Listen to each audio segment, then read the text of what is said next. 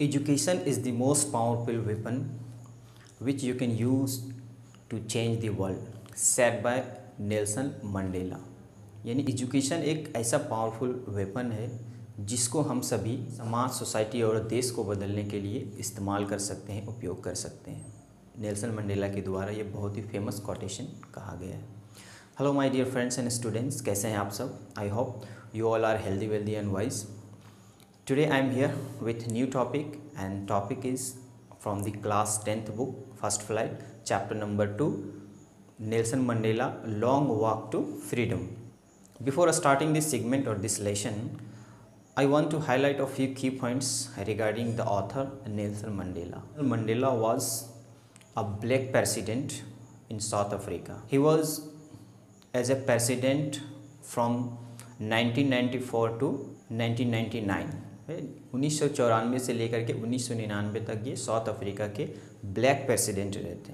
Actually I am using word black मैं इसलिए कह रहा हूँ कि in this story you will feel the black and white supremacy. Let's talk about the another thing about the Nelson Mandela. Nelson Mandela was arrested by the police and he was almost 27 years in prison। 27 years वो prison में थे, jail में थे। Why he was in jail? Just because he was activist, political leaders, philanthropist, and he fought for anti-apartheid in South Africa। anti-apartheid क्या है? रंग भेद को हम apartheid कहते हैं, तो anti-apartheid का मतलब रंग भेद के कानून का विरोध करना। जो साउथ अफ्रीका में ये कानून लागू था कि जितने भी वाइट पीपल हैं वो साउथ अफ्रीका में राज करेंगे, वो लोग लीडर बनेंगे, प्रेसिडेंट बनेंगे, वो उन्हीं लोग के लिए सारा कुछ, और ब्लैक पीपल वहाँ पे सफ़र कर रहे थे। तो उनके अगेंस्ट में Nelson Mandela including other leaders, they had started a movement and that is called anti apartheid, and that's why he was arrested. और इसीलिए उनको अरेस्ट किया गया था and he was in prison 27 years almost. तो ये सारी चीज़ें नेल्सन मंडेला के बारे में इस चैप्टर में। Nelson Mandela actually has written and beautiful autobiography long walk to freedom. यानी वो जो ओरिजिनल बुक है नेल्सन मंडेला का और लॉन्ग वॉक टू फ्रीडम, उसी से ये चैप्टर को लिया गया है। In this particular chapter Nelson Mandela has interpreted और depicted about his inauguration ceremony as well as his addressing to the people South Africa और टू द वर्ल्ड। वो शपथ समारोह के बारे में बात कर रहे हैं, साथ ही साथ उस शपथ समारोह का एनवायरनमेंट कैसा था, कितने लीडर्स आए थे और उन्होंने क्या एड्रेस किया, ये चीज़ों के बारे में इस चैप्टर में वो डिपिक्ट किए हैं। और as well as about the anti apartheid movement के बारे में भी कुछ डिपिक्ट किए हैं। तो before starting line by line explanation, just I would like to welcome on my YouTube channel English with Shamshad. And as you know very well that my channel is totally dedicated to the concept comprehension related to the language and literature including grammatical topics। तो सबसे पहले first paragraph को हम लोग देखते हैं। In this chapter in the first paragraph Nelson Mandela has started about the inauguration ceremony which was about to be conducted on 10th May. तो 10th मई का दिन है and Nelson Mandela said it was a remarkable beautiful day and pleasant moment because not even a national leaders but also international leaders were present in that ceremony। शपथ ग्रहण समारोह, यह ceremony जो है प्रिटोरिया में यूनियन बिल्डिंग के amphi theatre में conduct किया गया है और इसको टुक प्लेस किया गया है। आगे वो वही लिख रहे हैं कि जो नेशनल और इंटरनेशनल लीडर्स थे और जो साउथ अफ्रीकन पीपल थे, वो it was a gathering of people who were black and white also. It was the first time in history. पहले होता क्या था कि वाइट पीपल का गैदरिंग होता था, वाइट पीपल वहीं प्रेसिडेंट बनते थे, है ना, डिप्यूटी प्रेसिडेंट बनते थे, सब वाइट पीपल होते थे। इस बार ऐसा नहीं है, it was a different day. यह डिफरेंट डे है जिसमें नेशनल इंटरनेशनल लीडर्स भी हैं, साथ ही साथ वाइट और ब्लैक पीपल एक साथ हैं। And those who were present there witnessed the first democratic और नॉन रेशियल गवर्नमेंट। ये इस पैराग्राफ में वो कहते हैं। Then he said that on that very day I was with my daughter Zenani. यानी वो कहते हैं कि मैं अपनी बेटी के साथ, जो जेनानी नाम की जो उसकी बेटी थी, उसके साथ में था। और साथ ही साथ on the stage there were many leaders, और स्टेज में बहुत सारे लोग थे, ठीक है। उसमें से जो मिस्टर डी क्लार्क थे उन्होंने फर्स्ट सेरेमनी में यानी फर्स्ट शपथ ग्रहण समारोह में उन्होंने प्लेज लिया, शपथ लिया as a deputy second president, यानी वो सेकेंड डेप्यूटी प्रेसिडेंट के रूप में फर्स्ट वो शपथ लिए मिस्टर डी क्लार्क। उसके बाद नेल्सन मंडेला कहते हैं कि जो फर्स्ट डेप्यूटी सीएम के रूप में मिस्टर थाबो म्बेकी ने शपथ लिया।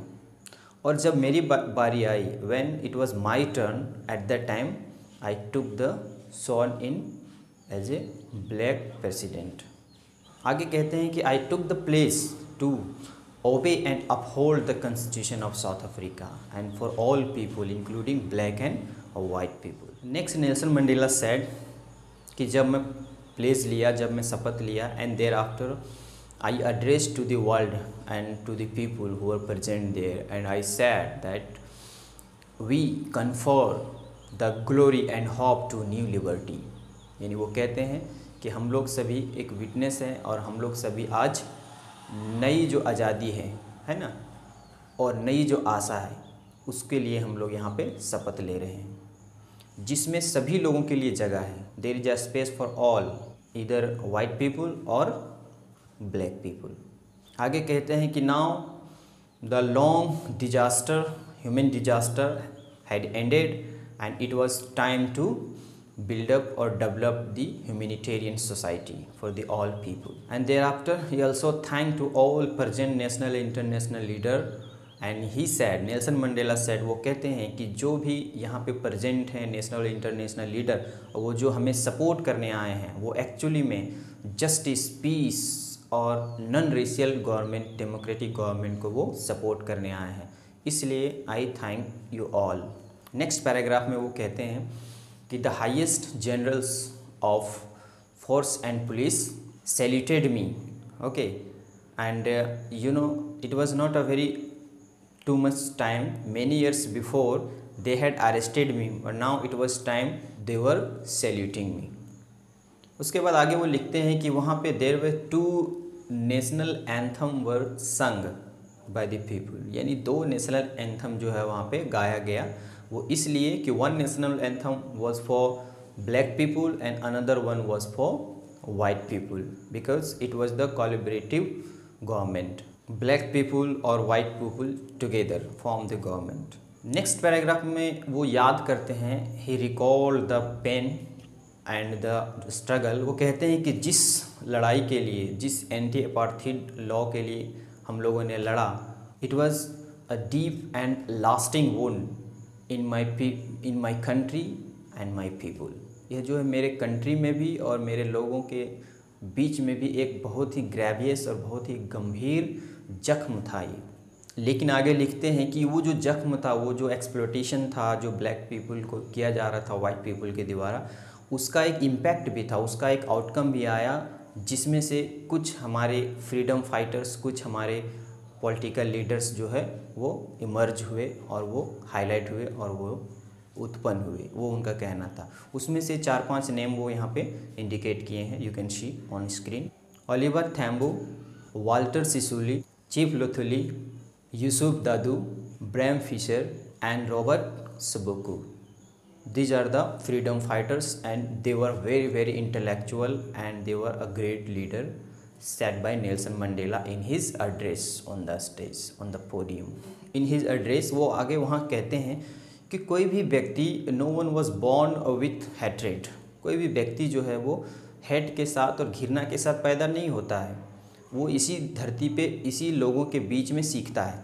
तो अगर कोई व्यक्ति घृणा और हेट सीख सकता है तो उसे लव और प्रेम सिखाया जा सकता है, वो अपने एड्रेस में ये कहते हैं। Next he addresses that there are 2 obligations in human life. वो कहते हैं कि हमारे लाइफ में 2 ऑब्लिगेशंस हैं, 2 कर्तव्य हैं, 2 ड्यूटी है। एक जो है अपने परिवार, अपने बच्चे, अपने पत्नी, अपने माँ बाप के लिए है, और दूसरा जो ऑब्लिगेशन, दूसरा जो ड्यूटी है वो हमारा समाज, सोसाइटी और अदर लोगों के लिए है। यानी हम अपने परिवार को भी प्रायोरिटी में रखें, साथ ही साथ अपने समाज, अपने देश के लिए भी कंट्रीब्यूट करें अपना इंटेलेक्ट। नेक्स्ट पैराग्राफ में वो कहते हैं कि I was not born with the hunger of to be free, यानी मैं इस आज़ादी के लिए, एंटी अपार्थाइड के लिए या भी कोई भी आंदोलन के लिए मैं पैदा नहीं हुआ था। जैसे जैसे मैं फील करने लगा समाज में, सोसाइटी में, तो मुझे पता चला कि मैं बिल्कुल सीज्ड हूँ, मैं बिल्कुल बंधा हुआ हूँ, मेरे ऊपर कोई डोमिनेट कर रहा है। कुछ सालों के बाद जैसे जैसे मेरे नॉलेज डेवलपमेंट होने लगा, मुझे फीलिंग आने लगा कि एक मैं ही फ्री नहीं हूँ, बल्कि हमारे भाई बहन, समाज के लोग, सोसाइटी के लोग भी फ्री नहीं हैं, हमारे समुदाय के लोग भी फ्री नहीं हैं। क्यों? They are being exploited by the white people in the South Africa. तो वो चीज़ें वो फीलिंग करने लगे and thereafter he started movement against the apartheid law. और उनका एक ही बात था कि इस अपार्थाइड लॉ को, इस रंग भेद कानून को जल्दी से जल्दी रिपील किया जाए, जल्दी से जल्दी इसको ख़त्म। नेक्स्ट ये कहते हैं कि इस कानून, जो अपार्थाइड कानून है, उसके वजह से जो ब्लैक पीपल हैं वो लोग काफ़ी ज़्यादा एक्सप्लॉइटेड और टॉर्चर्ड किए जाते हैं, चाहे वो पॉलिटिकली हो, इकोनॉमिकली हो, या जॉब रिलेटेड हो, या फैमिली रिलेटेड हो, है ना, या मैरिज रिलेटेड हो, सभी में उन लोगों को काफ़ी परेशानी हो रही थी। इवन एजुकेशन रिलेटेड प्रॉब्लम भी ब्लैक पीपल को फेस करना पड़ रहा था। At the end of the story he addresses or he mentioned a very beautiful line. He said that the oppressed and the oppressors are alike robbers of the humanity. यानी जो शोषण कर रहे हैं और जो शोषित हो रहे हैं, दोनों जो है वो डाकू हैं, रॉबर्स हैं। ठीक है, किसका? मानवता का। ये इसलिए वो लाइन कहते हैं, वो कहते हैं कि अगर कोई शोषण कर रहा है तो आपको शोषित नहीं होना है, बल्कि आपको उसके अगेंस्ट में खड़ा होना है। You will have to fight against the oppressors, right. लेकिन आप आराम से सहेंगे तो भी तो मानवता खतरे में है ना। Humanity is in danger. So this is the very beautiful experience by the Nelson Mandela. And now on 10th May 1994 he sworn in as a black president in history, means as a first black president in history. And this is a very short story and short biography about the Nelson Mandela. I want to recommend you to study the original autobiography of Nelson Mandela, Long Walk to Freedom. Then you will feel energetic and very, very confident. I hope you have completely understood my explanation, what I have endorsed to impart. Later on we will come with new topic. Till then, I request you subscribe, share and hit the bell icon. Thank you. Have a nice day.